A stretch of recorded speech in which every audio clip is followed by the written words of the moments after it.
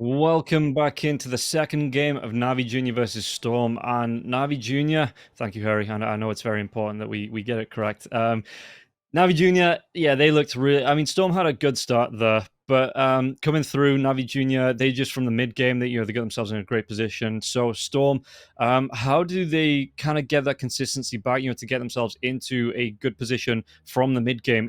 Was it just about the positioning? Did they give away too many kills, too many easy pickoffs that let Navi Junior back into it, or were Navi Junior always destined to get themselves to that game?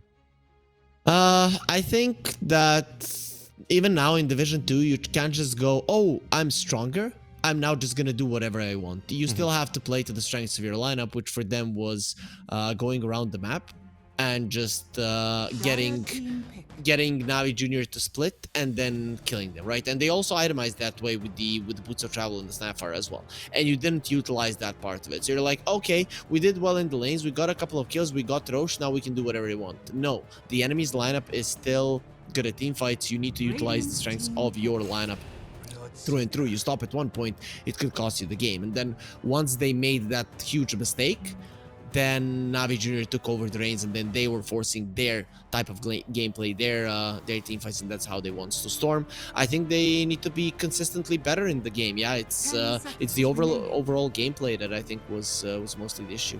Okay, and looking at the bans now, we're going to see the Timbersaw once again, the Medusa coming out here, the Magnus and the Pangolier both will get banned. So that opening here for the side of Navi Junior, but it does let out the Batrider. The Beastmaster is still there if you want to go for that as well. StoRm and Pugna, all these heroes, but we already see the Bloodseeker coming out, excuse me. So how do you feel this opening? I know it's only the one hero from StoRm, but the Bloodseeker, how do you feel about the Bloodseeker being first picked like this? It's a really good hero, right? You lane well, so it's not gonna be an issue. We'll see if this duo offlane of Navi Junior, which is what this is probably going to be, if they can do well versus the Seeker. Because in general, the Seeker does well versus the Beastmaster. But with the Batrider in there, that might actually change. So we'll see. We'll see how it goes. But picking up the Bloodseeker early is no issue because it can be transferred to the side lanes as well. Plus, it's a really good laner, so in most games it shouldn't have any issues. Okay. And the Venomancer comes straight out here for StoRm. And yeah, I like this hero. It's super toxic, and I think I relate on like a base level to the hero. Around Do you play the Veno? Veno, techies. I was saying the other day, like the silencer and the techies is like my supports, but if they're both ban out, it's the Venomancer, and then if that's gone, it's the Witch Doctor. So yeah, I'm one of those people that liked Viper as a hero from like day one, and it's just like this hero just absolutely kicks ass, and people, it spits poison, and yeah, people hate playing against it. I mean, I know I'm a bit of a hypocrite because I go on about the Arc Warden and the Tinker Picks, how people hate playing against it, and it just ruins the spirit of Dota. But yeah, Venomancer, Viper, I like those kind of heroes. Yeah, you like these heroes that are plain and they annoy people. Yeah, I get just like me, like I said, yeah. How are you playing? Playing? Like normal, yeah. So there's a joke that I have that I'm like, any RPG where you can create a character. So like I take my glasses off and I'm just the base model for any creator character that comes out. That's what it is. I'm the default look that you get. Maybe if I shave as well. Yeah. So yeah.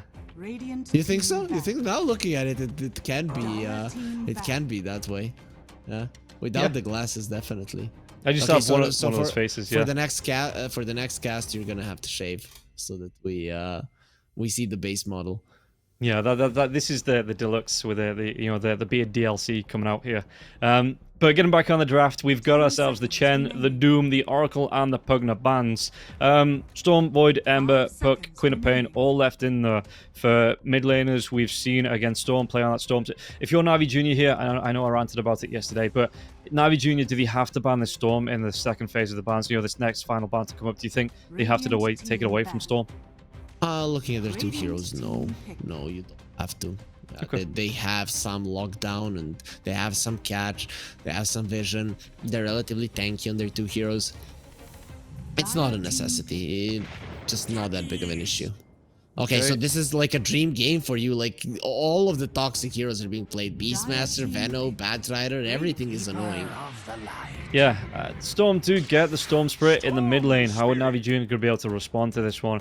God, we've seen the Void Spirit being destroyed in the mid lane twice by the Storm Spirit yesterday.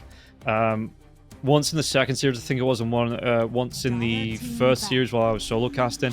So they go in for the puck. I like this way more than the going in for the Void Spirit. You've got the silence on the puck, control coming out from the Dream Call here as well.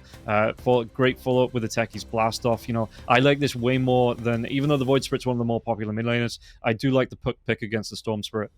It's good, but the thing is that I've seen pucks lose the lane too much to the Storm, and then it doesn't matter, right?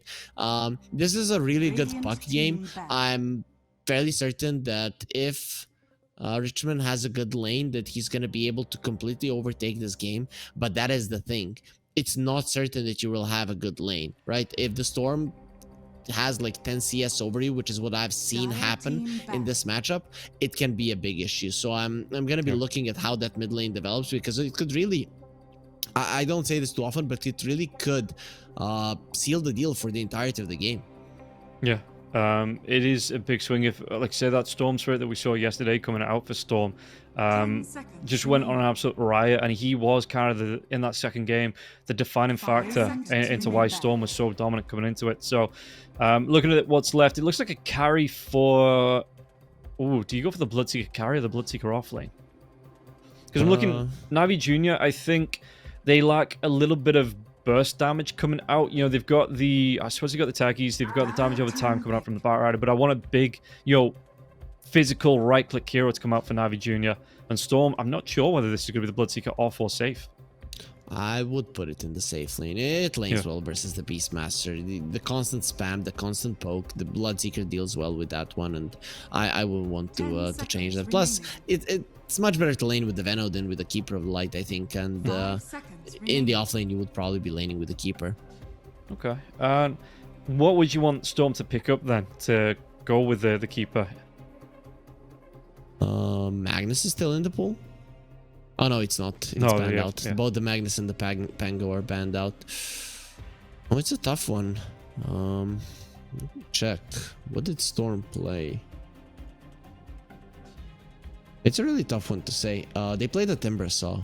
It's a good Timbersaw. No, it's banned out. And Timbersaw's banned out, yeah. Everything is if you're going to say the Medusa is also banned out, just to get ahead of that as well. Haha, haha. Is that funny? It's a little bit funny. Yeah, it is. Go for the axe. Okay, so we get, it is going to be that Bloodseeker safe lane. Navi Junior now as well. Juggernaut. Let's go. Against an axe in the lane? Yeah, let's go. You're a Juggernaut. Okay. Don't care. Well, they have themselves 2 minutes to think about it, and yeah, maybe we do see the Jug, and again, that Jug starting to see play. I was about to take a little bit of a swing at Storm's draft, just because I didn't think they had enough kind of like lockdown, you know, enough stuns, or apart from the Vortex, any stuns really. But the Axe being able to get a blink in, yeah, and the Jug will come through here for Navi, so great one, hurry, yay! Yeah, I got an applause. That's like the loudest one ever. Golf plat, man. You know, we can't be getting too excited before the fights start to kick off. Sure. And yeah, so coming into this, explain the Juggernaut for those people at home that might not know. Of course, I know, but explain the advantage of the Jug here in this draft, especially up against the Axe. First of all, you naturally build into an SNY, right? You have the spin to react to the call. It's not that hard to do if you're focused, and then you're not going to be taking that much damage. With your Omni Slash, there's only the Storm can kill the healing ward, and he doesn't want to do it. He wants to use his mana to kill somebody else, right? So the healing ward right off the bat is great, which is awesome against his damage. And the other outputs of damage on the side of Storm, until the Bloodseeker gets strong, are mostly magical. So the Juggernaut on paper really does well. Plus, you have a Beastmaster to buff you, you're going to have a Solar Crest, and there's a ton of lockdown. They're going to make sure that you don't only do damage with your Omni Slash. So overall, it's a great Juggernaut game. Plus, the hero is just super strong in the current meta, going for that Battle Fury, SNY, Butterfly build, and the level 20 talent on the Blade Fury lifesteal, you can just stand your ground and battle anybody. And versus a hero like a Bloodseeker, you want to have somebody who can stand his ground or use his ulti to fight and not really take damage from the rupture. So do you not get scared when the shard and the like the blood mist start to come out from the Bloodseeker, or do you think the game even goes that long? But it might come out, but you just chop them down, right? You use the Omnislash. You don't really care too much about it. Yeah, fair enough, fair enough. Well, to find out how it's going to go, we are going to take a quick word from our sponsors and then get into game number 2. But here's the video from EGB. Check it out. Bets on esports, bets on streamers, impressive bonus system. Welcome bonus up to $600, cashback, artifacts, regular promotions, daily giveaways. Try yourself as a bookmaker. Great lines. EGB.com, more than just a bookmaker. And welcome back in, as it is going to be a 5-man smoke from both sides, and we'll see just how this one's going to work here. I mean, it looks like we get the wraparound, the counter-clockwork onto the counter-clockwork wrap, and both teams, Navi Junior Smoke did come out first. It will be wearing off. They get some wards down, and it looks like StoRm just trying to protect the high ground here, maybe seeing that Navi Junior like that rotation into the dire jungle to try and snatch that ward, even get a first blood out of it. So both teams getting some wards down, but won't be able to find any heroes. Yep, they won't be getting an engagement onto each other unless somebody decides to move to the other side of the map. But considering that you overtake the enemy triangle and you don't see anybody there, you're going to be expecting the enemies to have some kind of an idea as well of being together, of moving together, and you are very unlikely to find anybody. It's a bit of a mirror here as well, because we've got the Sentry Ward in the Radiant Ancient camp, and we've got the Sentry Ward on both camps on the side of the Storm Triangle. Yep. So, yeah, that's going to be an expensive D-Ward for one of the supports starting off on the side of Storm, especially this early on in the game, committing to not 1, but 2 sentries to try and get those camps back. Though, I mean, it's only for the axe, right? Yeah, he would like to do it, but you only can farm ancients once you get the Vanguard, so it's not that big of a deal right off the bat. So no stacks, but you think they'll tick out before the axe really wants to get in there and start farming them up? Yeah, I think you would put emphasis on the warding the big camp, and then the ancient one can maybe tick out. Okay. Looking at the mid lane, we're going to see Nikki Cool coming up on the Storm up against the Puck. We'll keep an eye, see how that one's going to go, but the one that I'm most interested in is going to be this Axe up against the Juggernaut, just to see how well Got the Juice is going to be able to do. And never mind, as Snako on the top lane will go down here. PMA getting the split off with Daze, and it looks like it was a shared bounty there, so good start already for Navi Junior. A better start than the last game, at least anyway. Soneko was pushing it. The thing with the Venomancer is that you have 280 movement speed. Everybody laughs at the Crystal Maiden, but the Venomancer is just as a mobile hero as the CM. So if you go too deep, you're gonna be in trouble. Plus, there's a repositioning flame break, so that's literally what happened. He tried to harass the Batrider. He went too far, and then he couldn't escape in time. Yeah, and if anybody wants to know why the Venomancer moves so slow, you take a banana, you put it down, you dip it in some, I don't know, like poison or bleach or something, put it on the table, see how fast that moves. As yeah, so the Veno coming through, and like you say, he's being so slow on the lane. And well, they're going to try and go for this now as well. The Venomous Gale comes out onto Daze. Flame Break is going to be there, but the silence with the Blood Right. Clearly out, the damage coming through. Firefly, does he get himself down to the low ground? Does he get the angle on it? He does. And Daze, well, the chase comes out. PMA is going to change targets onto Quilliat through now as well. 1 point in the axe for the Beastmaster. So, wouldn't have been enough to get the finishing kill on the Venomancer. Yep.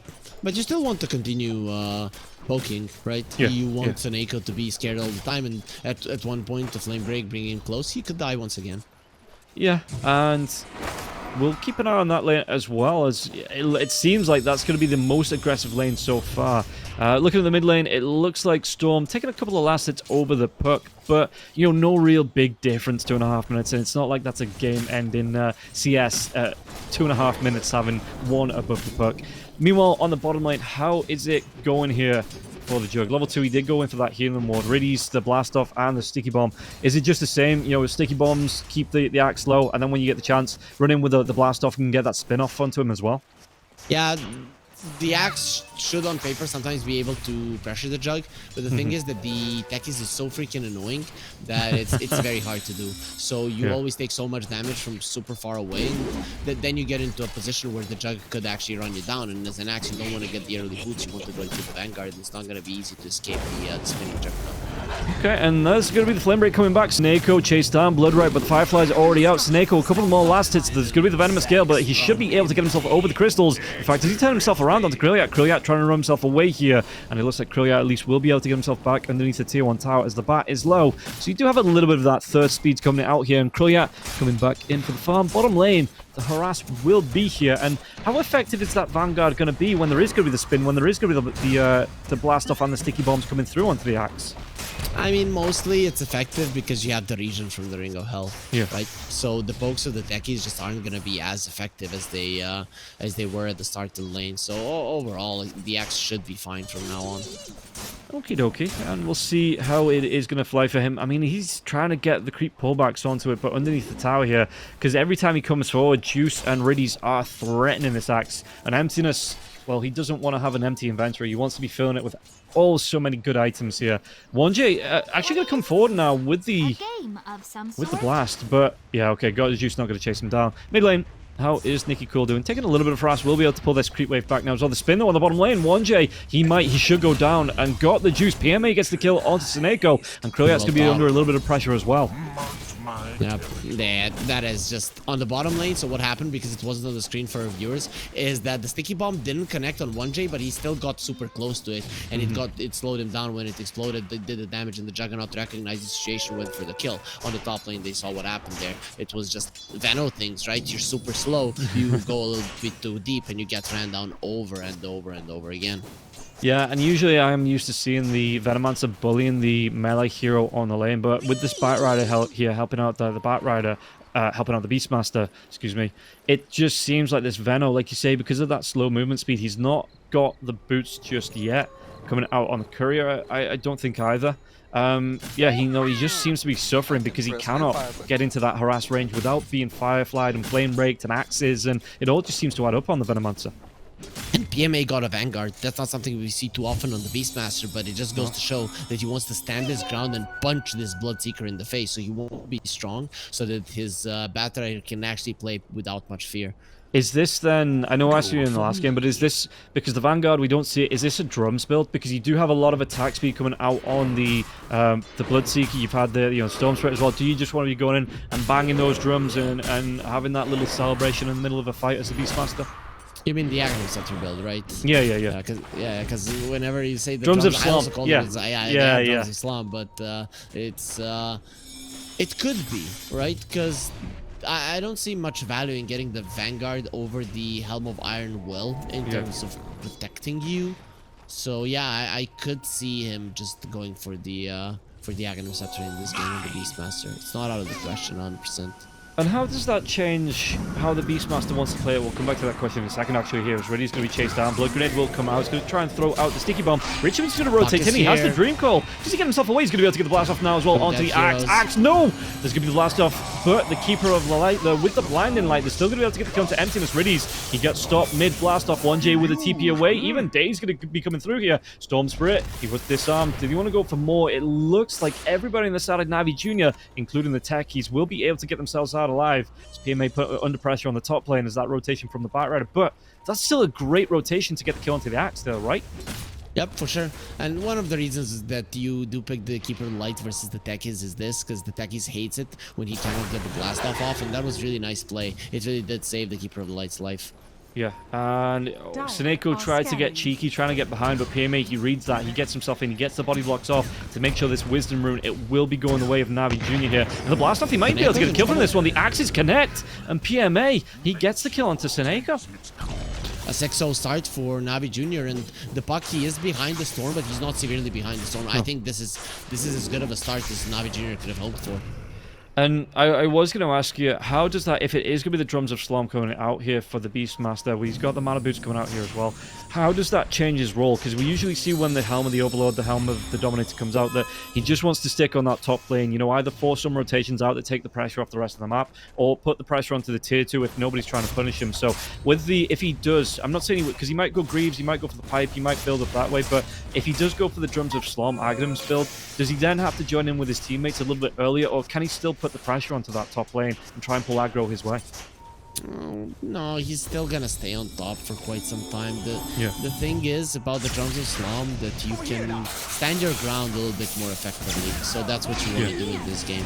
Okay, 3-man rotation comes in onto the Batrider. The Batrider, he's going to be able to get himself away. He will be picked up. NikiCool gets the kill. Dream Call into the Wind and Rift. And no, the Storm Spirit's going to be really darn low. Gets the ball, lightning and whip. The Omni Slash, it actually comes out. Doesn't connect onto the Storm Spirit. It finishes off Seneko. Now the Rupture onto Juggernaut. Juggernaut has no TP. He could go for the spin if you need to. Brilliant, just trying to play the distance. The spin comes out as that blast comes out from Wanche. And now Gottman's just trying to move himself back. He is taking a lot of damage now, but there's still going to be 3 heroes backing him up. Even the rotation comes up from PMA. They get the kill onto Krillia. And the absolute calculation coming through there from the Juggernaut to see how far he can move to keep himself alive, taking damage from that Rupture and bait in the Juggernaut. You know, he must have cracked out the whiteboard and been doing it with his obvious third arm while he was clicking around there as the Jug. Yeah, that's a Hangover movie moment there with the calculations, right?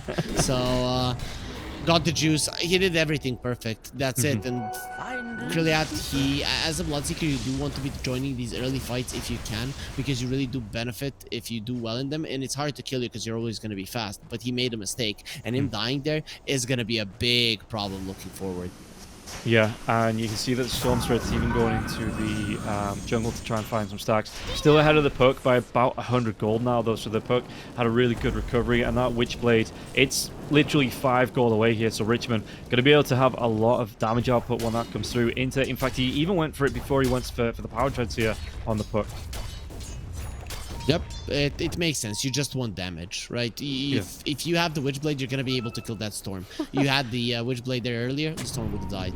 And Richmond's just like, the courier's too slow. He gives everything over to Riddies. Riddies TP's back into the middle lane and just even refills the bottom of the Puck now as well. So Puck, instant delivery there for Richmond, and he's going to be able to get that Witchblade out. The damage coming through. Blast off. Did he want to go? They've got themselves a Dream Call if they want to. Riddies, he's going to use that Taser already, so there is going to be the Vortex back, and Riddies will go down again. Richmond just tries to dodge off and will dodge off the Illuminate Blast from the Keeper of Light there, but he did lose the techies for that.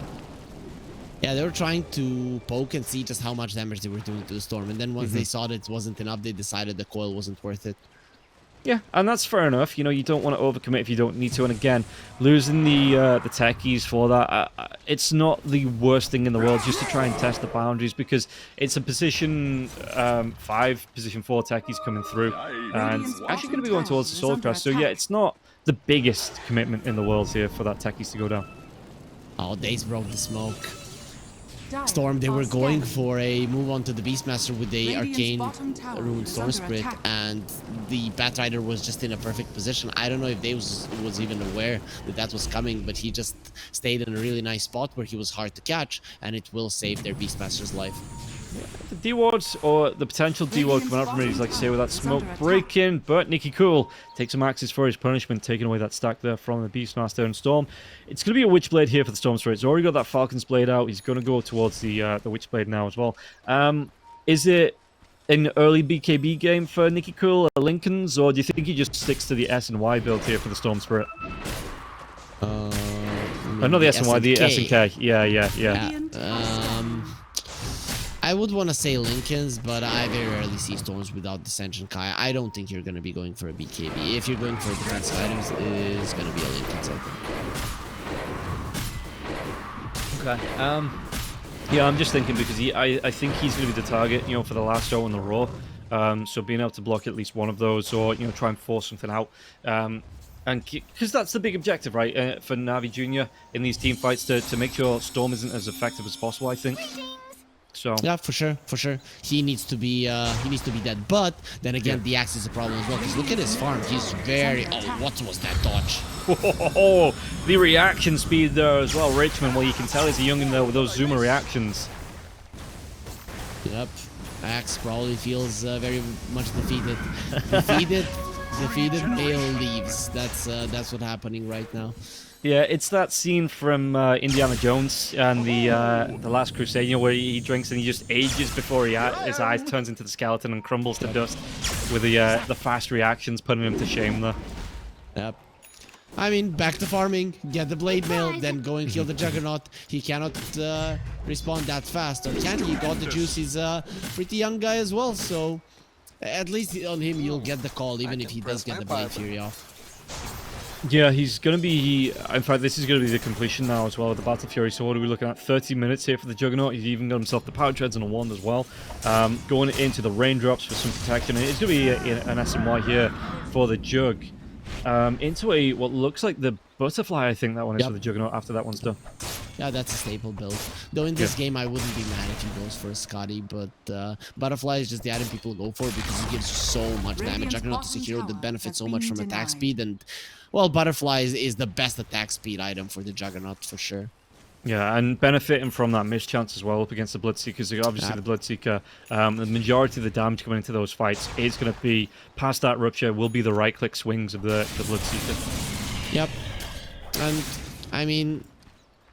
God the Juice is gonna be farming with amazing speeds right now. StoRm, they would want to slow it down. They really want to slow him down because he's gonna be an issue. Once he gets the SNY, that's where the Call of the Axe might not even kill him if he doesn't even react with the Blade Fury, just because of the status resistance. Yeah, meanwhile, it is going to be the Aghanim Scepter build coming out here for the Beastmaster. So, how far away is he? He's already got himself the point booster, 2k gold. There's going to be the call. Techies, though. Richmond again with the dodge up on the face shift. The Blade Mail is going to be there. The Omni Slash comes through. They're going to be able to get this kill onto the Axe. Second time Axe has jumped in, and the second time it's been dodged off by the puck. And now the lasso, they've got the drag back onto the Keeper Light, onto the high ground. Can they get the damage coming through? As Daze is going to be that Plague Bearer here onto Riddies, and Riddies, he's taking a lot of damage. Goes for the TP, and Richmond is going to be able to get the kill onto the Keeper Light. First 10 kills going away with NAVI Jr. here in the game number 2. Only 2 on the board here for StoRm, but they are keeping the net worth really darn close. Not a runaway just yet here for NAVI Jr. Richmond did tip the Axe there mid-fight. It's like, dude, that doesn't work on me. Just stop trying. Stop trying. Go for somebody else. Kill my shitty teammates. That's like the message that he's sending to him, because I'm too good for you. Yeah, he is 2-0-3 on Richmond, and well, we'll see if it's going to be another one for the Axe, because, I mean, you know what they say, third time is a charm here. So maybe if the Axe is, I don't know, Richmond's screen goes off, or he's temporarily can't click his buttons, if his keyboard stops working, maybe then the Axe will be able to get the call off on Richmond. I don't know if you're talking about his third death on the Axe, or maybe the third time that he tries to call on the puck, but none of them are going to be great.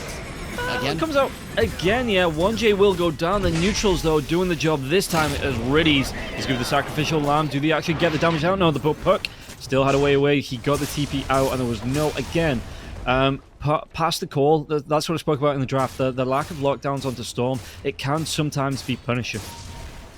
Yeah, it's being punished so much. I mean, the call, it's not an instant spell, but it's not that easy to react to. So I'm actually surprised that 3 times in a row Richmond did manage to do it. This time around, though, maybe the call was out of range, and he... I think it was, yeah. Still, let's act like it wasn't, so that we look at Richmond as being super cool. Yeah, having just those super speedy reactions here. It's PMA using the balls to push out this top lane. Does have that Axe, so the Drums of Slum is up. And we'll see. I mean, the Axe is going to come in for the defense. He is going to be seen, though, now as well with this Invis rune. Did he get the hunt down here? The ball's going, but it looks like he will be out of sentry range. Gets that blink away. And this time, well, he's not going to be punished for getting caught technically out of position, but was able to just give it straight up leave. Gonna be completely fine. NAVI Jr., I like the way that they are itemizing. They are getting a Solar Crest on the techies. It's all about buffing up this Juggernaut. If he has an SNY and he gets a Butterfly, you have the Inner Beast Aura and the Solar Crest put on him. That's gonna be so much damage that gets done into the Omnislash that there is a chance that he just cuts down every single hero of StoRm. You know, you get close, you're like, let's share the damage of the Omnislash. No, you're all gonna die. Yeah, and the fact that, I mean, techies is gonna get some stats that benefit him from the Solar Crest as well. That's not a bad bonus to come out from the techies here, as it looks like got the juice, get the Roshan uncontested. He gets the Aegis, and now he might even be able to get a kill out of this one in the mid lane, though. Storm Spirit's going to be close. He's going to go for a dive after this was off the spin on the Juggernaut, and Jug looks like he's backing himself away. Just went straight in for the Asher, so the Sounds come out in about 600 gold. No raindrops though for Got the Juice in it. It looks like they've got the catch out. Axel Roar comes through. Do they have enough time to get the kill? Behind and near the towards the tier 2 tower. PMA with the TP out. It looks like everybody on the side of Navi Jr. are going to be able to give it the leave. Bottom lane though, the damage comes through. They do get the kill onto Daze. So that's something. They get something. Yeah, they get something. Grillat had a solid lane on top, and he has been farming pretty consistently, just keeping up with the Jug as well. So that's quite impressive coming up from him. This is what happens when a Seeker starts off the game on a good note. If a Seeker starts the game badly, he never comes back in. But if he starts off well, he will be able to keep up even with the fastest of farmers. Yeah, and that's his BKB here, and like you say, keeping up. He's only about 400, 300 gold behind, so not too far off. The Maelstrom obviously helping out as well. He has this BKB. What do you want to see? It's going to go into the... Okay, it's going to be the Mjolnir into the Skullbasher here for the Bloodseeker. So, yeah, purely focusing on getting as much of this right-click benefit out as he can. Yeah, I mean, that's what his team needs. They need him to do an overwhelming amount of damage, and that's what he's going to do. You cannot rely on your teammates just doing overtime damage and you coming in to finish off the job, because Navi Jr., they have a good lineup to kill your heroes pretty fast as well. So you need to be sure that the enemies are dying at a pretty solid pace without using some of their spells. So that's why he's going to be itemizing full damage now after the BKB. Yeah, and Jug actually changed his mind, opts for the Manta style to come out and not the full SMY here. So Juice, he's going to have the mirror image, he's going to have that purge to come out, the basic dispel, which might be nice, but, you know, would you have preferred the SMY there over the Manta, or do you still like that Manta style? I think so. I think SNY is objectively better, and in this game in particular, Call, I think, is a bigger problem than the Blood Right.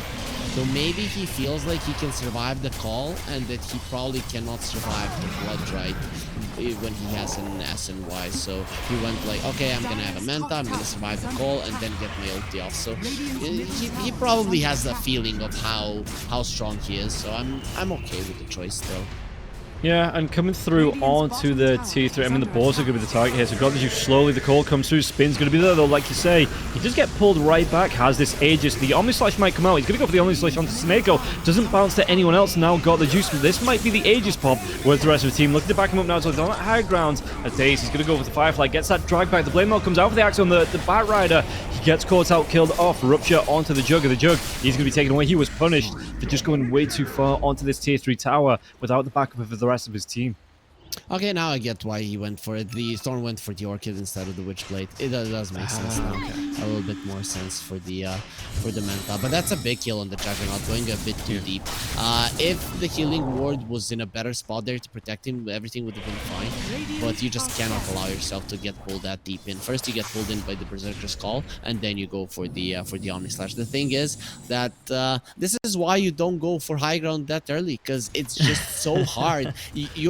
Let's say the Juggernaut, he might be capable of going high ground, but the rest of his teammates are not capable of following through when he gets pulled into the enemy base. And that is the thing. You start running into a tier 3, you're all gonna die. So that's why you have to be a little bit more conscious about what you could be doing to your team and who can actually assist you if shit hits the fan.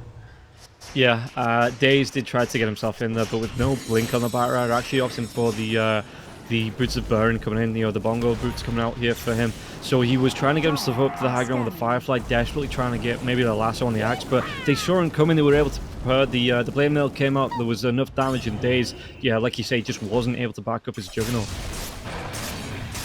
So, go on. And it's only a 1k gold deficit now for Navi Jr., but it's still the first time the StoRm are feeling, I think, comfortable in this game, and they need to push this lead. That's why they're going for a smoke immediately. Yeah, and Bat Rider, he does want that Blink Dagger now. Q's it up, Yule Scepter to come out here for him as well. And how, in terms of the match balance, we saw them pushing onto the tier 3s. You know, PMA is going to be up here with Daze, but StoRm, they want to take some of this map control back. How do Navi Jr. have to play around this game now after losing this Aegis? Is the ball back in StoRM's court? No, you're still okay. The Juggernaut should still be the one that is going to be the most dangerous. You have the Beastmaster who's going to be giving the most vision around the map, so use it. That's just it. Use that vision to your advantage and get the catches with the Batrider once you get the blink. I think Navi Jr. itemized a little bit too much to buff up the Juggernaut and go high ground early, so that might hurt them now, and that's why you're seeing StoRm just being a little bit more on the offensive. They understand that these items of Navi Jr. they don't allow them to hunt and to fight currently, so you want to punish it, but unfortunately it didn't work out there. Okay, and there's going to be the jump in. Krilliat has to back himself away. Don't think he's under vision. So yeah, Krilliat will be able to get himself back out. What's he got? So he went in, he's got the full Majonia to come out here. And Skullbasher next on the block. Or does he actually go in for the butterfly first, do you think? I think Basher makes more sense. Yeah. Oh, StoRm, he did get caught out. There's going to be the blast off now as well. They might have the lockdown. Do they have enough to get the kill? They do. They take down that StoRm. He is straight up deleted there from Navi Jr. And the rest of StoRm, they have to run. They have to run if they want to live. That Glimmer is going to be protecting you, but who's protecting the Axe? Yeah, he's popped that Blade Mail. They don't care. They're just going to go in. Right click's coming through now as well. The Juggernaut, he's got that Manta Style to come through, and the Axe, he's trying to spin to win, but all he's going to do is spin to keep himself alive a little bit longer. Will eventually go down. No buyback on the Storm Spirit. Buyback available on the Axe, but I think we're a little bit early to be thinking about that just yet here. As Navi Jr., good rotation, a good couple of kills, and a good setup to help get the control onto the StoRm for that kill. Smart move now from Navi Jr. would be to go and take the mid tier 1. No, but they want the kill in the Tormentor. Yeah, they're going to be able to take the kill into the Keeper of the Light. Keeper slowed right down to a crawler, even on a horse. And I don't think I've ever seen a horse crawl before, but there's a first time for everything, as the Keeper of the Light will be picked off. Great sentry there, just to get the kill from the Batrider. Bat does get the Aghanim Shard, which is not the best, right? Yeah. You don't really want it, but you've taken it away from the opponents. The Noxious Plague and the Recall are both pretty good shards, so not giving those to the enemy supports is a win overall. And I think right now Navi Jr. their next big objective should really be this mid lane tier 1, because it is preventing you from having a clear passage between the enemy triangle into the enemy big jungle, which is something that you want to do if you're searching for a big fight. Yeah. And the Jug completes the butterfly now as well. It comes out on the courier. He's got the no, it's not. Okay, it's not complete. I was going to say he's got that Radiance queued up, but it's not. It's going to be the Talisman of Evasion for the Butterfly, and then the Nullifier queued up for the Jug. I was thinking, new build, Jugs on the Radiance. I've not seen that before. Or, I've not seen it outside of my pubs before. So, but yeah, I thought he had got enough gold to complete, and he's not too far away from it now as well, taking up that creep wave.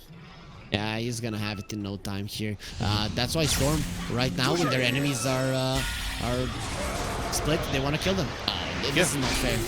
They're going to try and go Richmond. Do they have the control? They're going to be able to get the kill. The dive comes in from Daze. They have the lockdown with the lasso. Is that roll going to follow as well for the Beastmaster? It's not going to be there. And now the damage coming through. Bloodright's going to be down though. And Jug trying to come in, get that last hit off. He does have that butterfly, but he gets caught out. Yeah, he's straight up dead.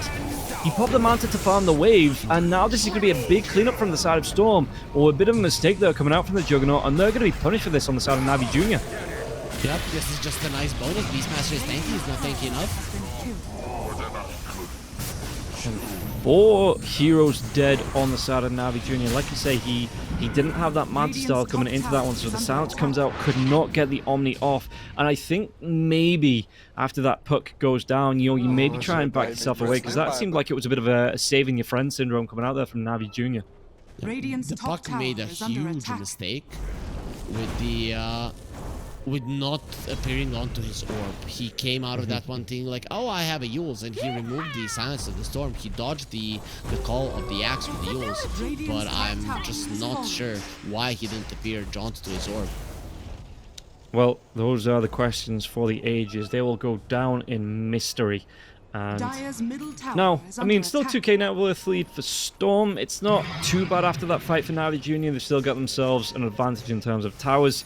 Roshan is back alive. It's going to be pinged out here as well from the side of Navi Jr.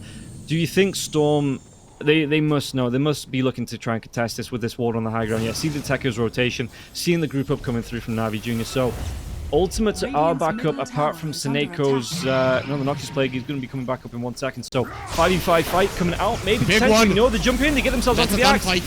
Backline, Nikki cool. They're going to have to get Slash. down Richmond. Omni Slash comes through. The Storm Spirit will go down here. He got What's it going to off. be the... Do they have enough to get the kill? They do. They take down the Bloodseeker, and now it's going to be Axe's turn to fall. The buyback comes out from the Bloodseeker, but everybody else on the side of Storm are so low. NAVI, they're going to try and pull themselves away. PMA coming through, charging Krillia. I mean, with that burst speed, he's running, he is chasing. He might be able to get himself onto Juice. And Juice level 19 doesn't still have that lifesteal to come out just yet. We've got the Juice, even with the spin, should still go down. A couple more right clicks, the miss chance coming through here. But got the Juice will fall. Man, Storm made such a huge mistake there. They focused on the puck instead of the Juggernaut. Like, what the hell? You killed the Juggernaut during that call, and the fight is instantly over. But no, they focused on murdering the puck, and then this guy got the Omnislash off, dealing 6,200 damage. That's literally all the damage of the entirety of the team. While he was in an Omnislash, he dropped down the healing ward as well. This is a hero that you have to kill first. Once he has his level 20, in that kind of a scenario, he doesn't even die. Just kill him if you get the chance. You're not going to be getting another one.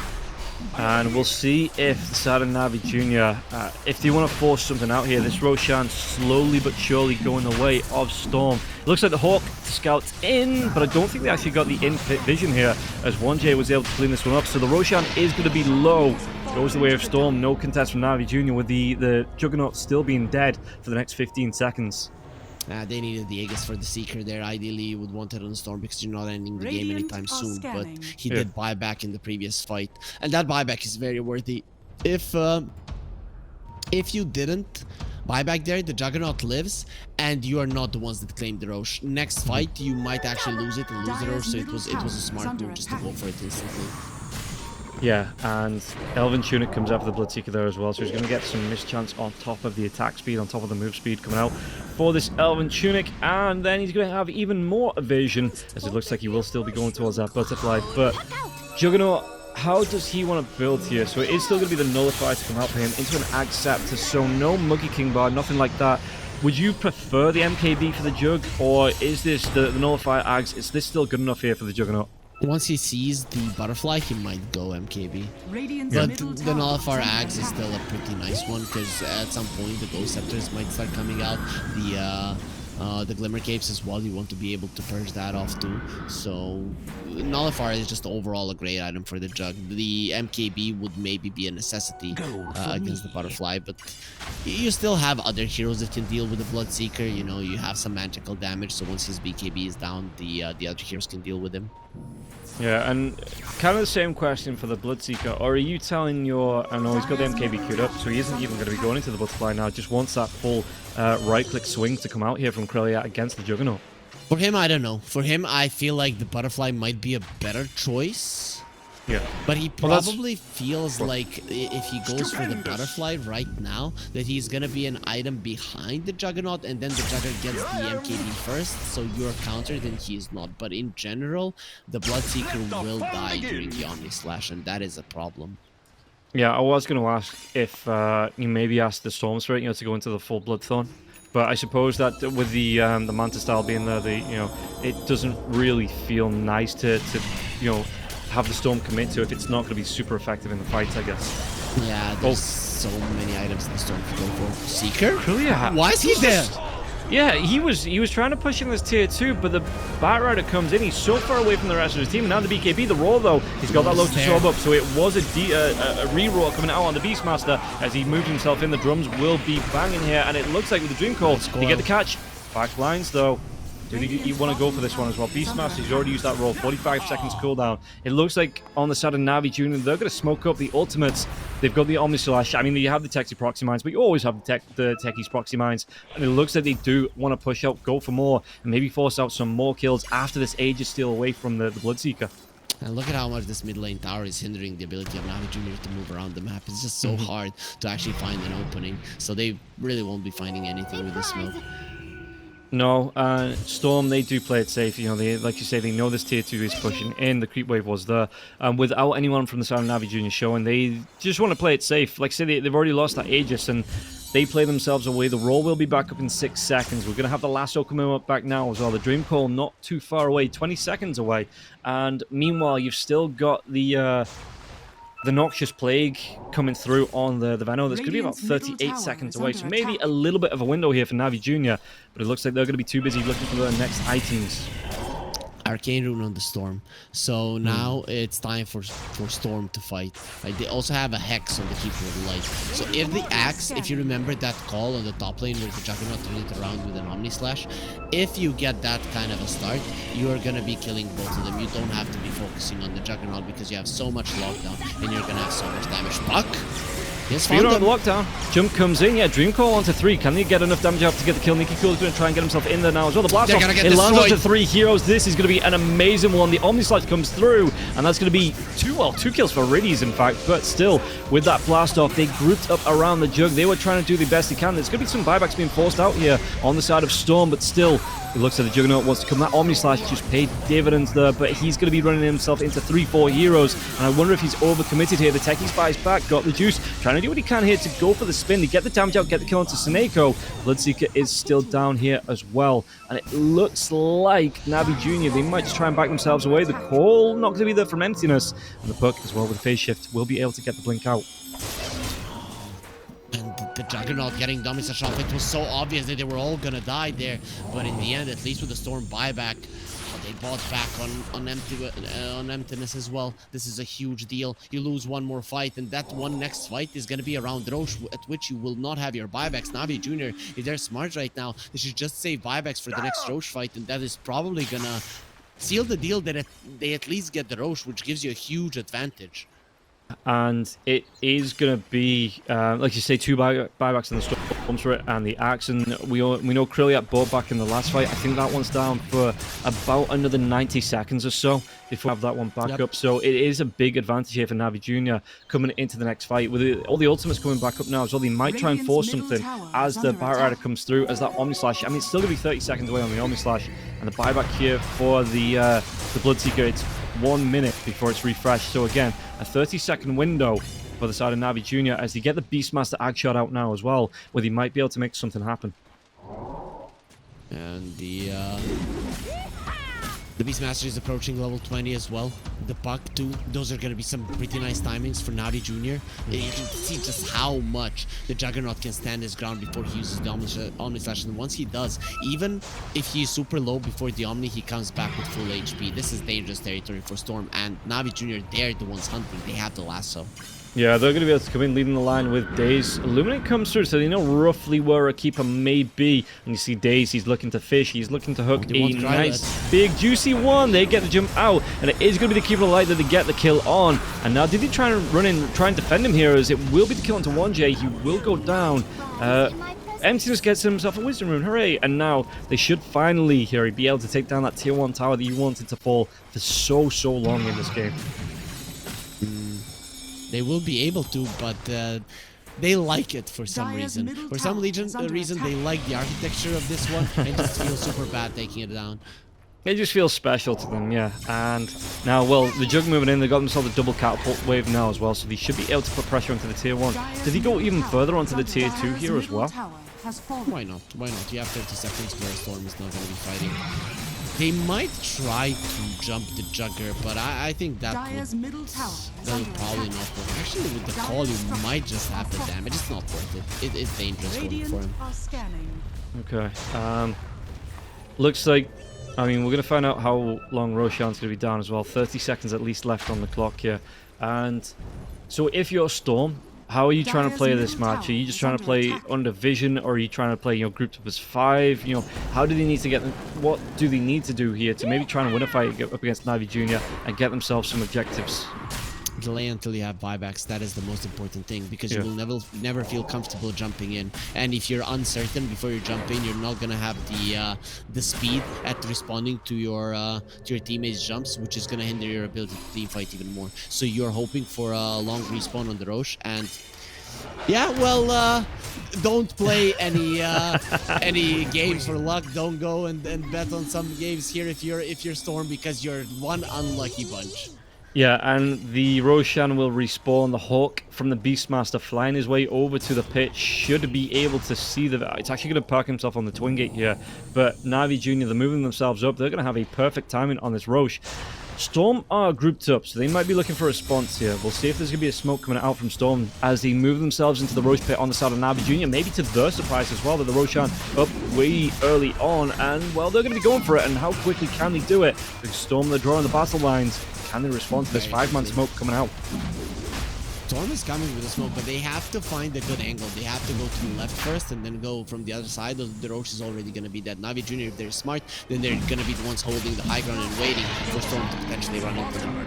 Yeah. Aegis out, forgot the juice. He's got himself that Ag Scepter up now as well, so the Swift Flash is going to be there. You get the refresh on the perk, so the Refresher Shard on the perk. Double Dream Call to come out. PMA Greaves Pipe, Ag Scepter for himself now as well as the Cheese. So this is a big boost here for the side of NAVI Jr. And it looks like the side of StoRm, they didn't even commit to this one. In fact, the Storm Spirit just cut in the wave here. But it looks like NAVI Jr. Yeah, this time they are fully committed to go onto the high ground with Aegis on Got the Juice. And it feels like the items this time, NAVI Jr., yeah, they should be able to do it here. Yeah, the tier 3 should fall at least. There is no glyph, so this should be a tower going down. Yeah, they do not have creeps though, that's big. But the call comes out, they're pushing, they take the tier 3 tower, and it looks like Got the Juice still gonna be able to back himself away. The Plague Bearer, though, on Got the Juice, spreads it to a couple of his teammates. And they're looking for the reset. They know now that that's a big ultimate down. It's still the ultimate down for the Spirit Form and the Keeper of Light for another 25 seconds as well. And NAVI Jr. haven't committed anything of worth there. So where do they want to go? Do they want to push in these tier 2 towers? It looks like they're backing themselves up from the top lane after taking that tier 3. To be honest, I think they could have stayed there, but they are fine with this because they still have 2 tier 2s to get. The thing is that the mid lane is being pushed in, that one you do not care about, and the bottom lane is being pushed in your favor. So you could have stayed there. In terms of laning presence, the creeps where they are, you are quite happy about it. But the safer route is to go for all of the outer towers. You're giving some time for the buybacks to come back online for the side of StoRm. Okay, the Jug's going to be spotted here now as well. He spins himself away. It still looks like the Axe wants to come in. Did he get the damage down as well? There's going to be the Blade Mail going, but the Omni Slash come through. Or was that just a Swift Flash coming through? It was a full Omni Slash to come through here from the Jug, and it was a bounce around because there was a Lotus up on the Axe, so nobody takes any damage. Nullifier into the Roar. The Axeman, he's going to be taking so much. The Blast Off comes through from the Techies now as well. Blinding Light will be used, but there's going to be the Refresh coming through from, I do believe that was the... yeah, it was on the perk, so backline Dream Call's going to be there. They've got the lockdown onto 3 Stones for it. Nicky Cool going to try and do what he can with his BKB going, but Krilliat's still in this one with the Omni Slash, the Swift Slash, excuse me. Cheese eating on the Bloodseeker. Just get himself out alive. He was slowed down, taking a lot of damage on Swift Slash. Just not enough with the Cheese coming through for Krilliat to take the kill on the Juggernaut. But again, they commit so much there on the side of StoRm, and all they really get is a draw, which NAVI Jr. is still going to be benefiting from. Axe dead without buyback. Though it was a big mistake from the Juggernaut. He went for the Swiss Flash on the StoRm, who didn't have the Lotus Orb on him, and then during the Swiss Flash, he used the Omni Slash onto a Lotus Orb Dax, so that's pretty much what destroyed his main spell. Yeah, could have been better, but they still, they take another tier 3. Yeah. And Bloodseeker going towards that Abyssal Blade, so it isn't. MKB is out now for the Bloodseeker. We'll take a look. There's going to be the last Orb drive back onto Krilliat. Does he get himself away again? The Swiss Slash comes out, but the Lotus Orb was there. The Roar will be coming through. Again, the bounce back onto the Bloodseeker, and it looks like he should be able to get that kill. Again, no buyback here on the Blood. He is down 92 seconds, excuse me. Nicky Cool trying to do what he can, but this looks like it's going to be the still a tier 2 tower in the mid lane. They're pinging out the defense. They can go up to the tier 4s, straight tier 4s in the Jug. Yeah, no, he's still got the Aegis. Why the hell not? Axe does have a buyback now, and he's going to have to use it if they don't want to lose this game right here now, because they don't have the glyph. Everything is going to fall. The thing is, there's nobody to initiate properly. It should be the Axe initiating, and then somebody else find back. Nicky Cool, you can see that he's just zip-zapping himself away. They force out a buyback. They've done some damage. They've taken down a tier 4, and they're going to go back for the tier 2 tower here. NAVI Jr. really happy with how that went. Yeah, they can go for a tier 3 immediately. They could go through that tier 2 backdoor protection, and with the creeps storming the base of StoRm, you actually don't have to stop. There's no glyph. You can do whatever you want.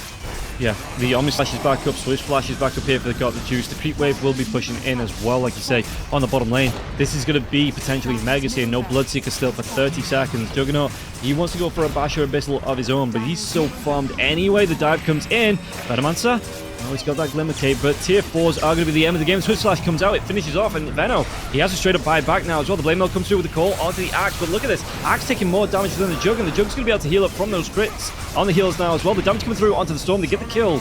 And the Slash comes out from the Jug. They're going to be able to get the tier 4s. No StoRm for 105. And once again, NAVI Jr. just feel comfortable just storming into the base, getting the call from this one. The Axe, speaking about getting the call, Swift Flash comes through. Axe, can he get himself away? He absolutely cannot. He brought back 2 heroes dead on the side of StoRm for about 100 seconds it's all here. on Krillat. Krillat trying to do what he can. He pops that Aegis, but really, is this going to be enough? We'll find out here. Yosefta comes out. Krillat, yeah, Nullifiers going to be there as well. And it looks like Juggernaut, he wants to come in for this last tier 4. It might look like they want to try and end this game here. NAVI Jr. going towards the Ancient. Mantis Cell comes out, Swish Flash onto 1J. 1J spin comes through now as well. He's going to be able to get himself away from this one. Got the Juice. He's going to try and go man mode here up against Krillat, but with the puck joining in, Richmond, you've got the Beastmaster here as well. He's winning. Krillat, does he go down? Is there going to be enough? No, there is not. NAVI Jr. yet. GG's come out here.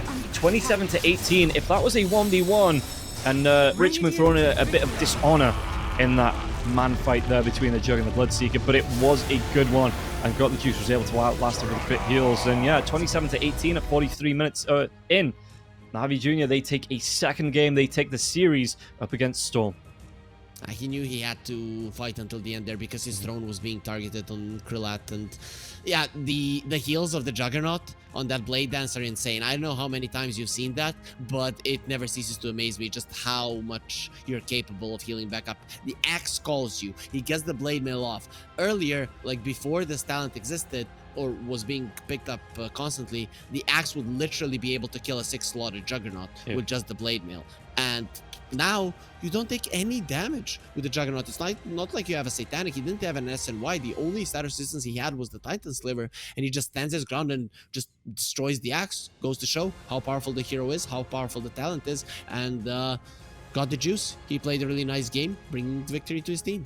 Yeah, and I thought there was a bit of a comeback there from StoRm. I thought they would get themselves in a good position, but again, Juice, they found that Aegis, they found another good fight, they found a good couple of pickoffs, and forcing out those buybacks earlier on, and then just playing on that front foot, having the comps to come through. NAVI Jr. again, like you said about in that first match, he just seemed to have a bit of a confidence about them, a bit of a a togetherness and about them that you see on teams with all the players. But NAVI Jr., it is instilled in them here this early on, so they're going to be able to get themselves again on the board, get themselves a second win in the DPC. And StoRm, unfortunately, I think they're now 1 and 2 on the board here and not looking good on their promotion hopes.